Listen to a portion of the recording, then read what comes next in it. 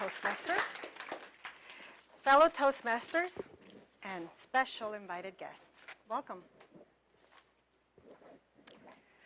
I want to ask you, who inspired you to be the person you are today? Think about that. Who or what inspired you to be the person you are today? Inspiration is defined in the dictionary as the divine influence that directly and immediately exerts upon the soul and the mind. That's quite a powerful thing. That directly influences directly the mind and the soul. That's very powerful. And think about that. Inspiration is everywhere you look. It's in every person you see.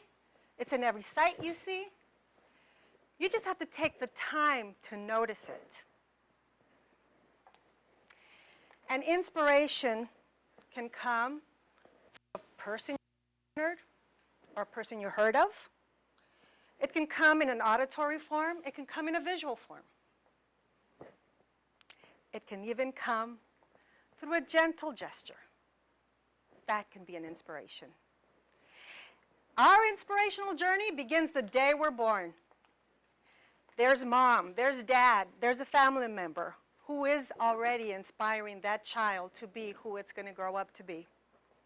Or, through our impressionable years, it can come through a friend, a teacher, a historical figure that you read about.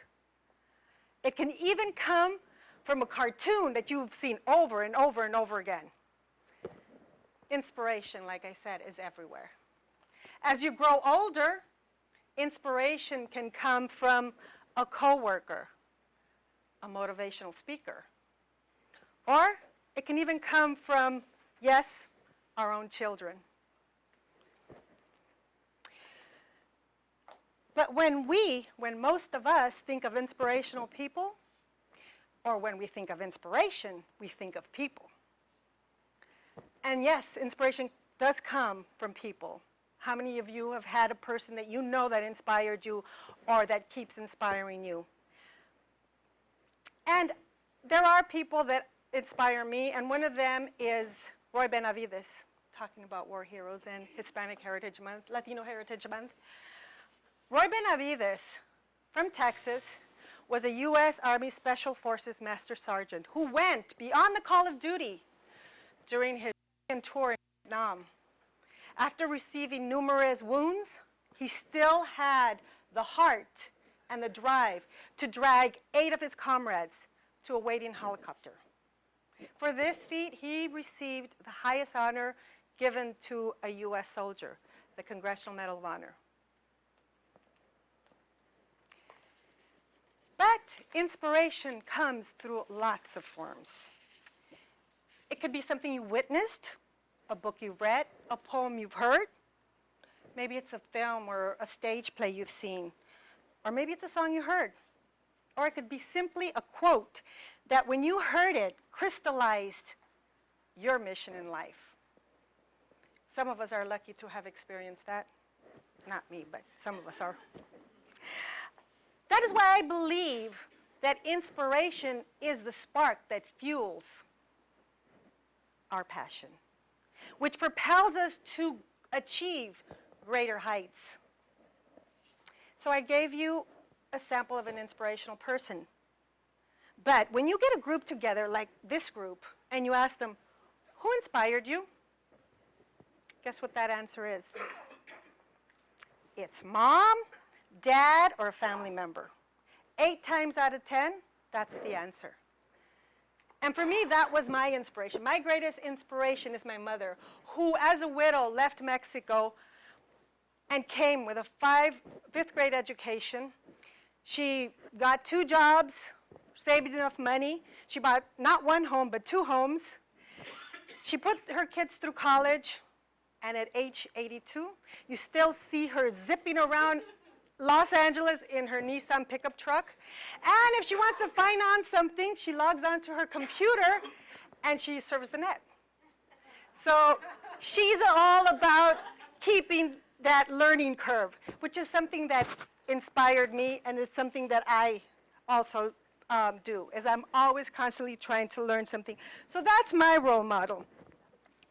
But what about the visual inspiration? Okay, have you guys ever stood on the side of a hillside, looking out towards the ocean and witnessing the most magnificent sunset you've ever seen?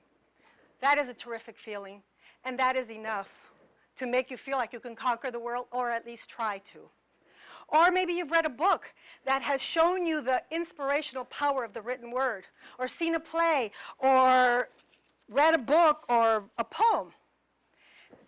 You know, these are the moments that give that inspiration is when inspiration ignites the soul. And Gabriel Garcia Marquez had one of those moments. When he read Pedro Páramo, who is a great Mexican novelist, when he read his book, Pedro Páramo, his name, the novelist, is Juan Rulfo. He was inspired to write 100 Years of Solitude. So, there's also visual inspiration. There's auditory inspiration, music. Music can stir the heart and move mountains. It creates images in your mind. It evokes emotions. And maybe you've heard of Maya Angelou and her poem, I Know Why the Caged Bird Sings. Maybe that evokes something in you and the power of education. But I want to leave you with this, because Maya Angelou put it all in perspective. I've learned that people forget what you said. I've learned people forget what you did. But they will never forget how you made them feel. And that, my friends, is the inspiration, the influence, the divine influence that feeds inspiration. Thank you.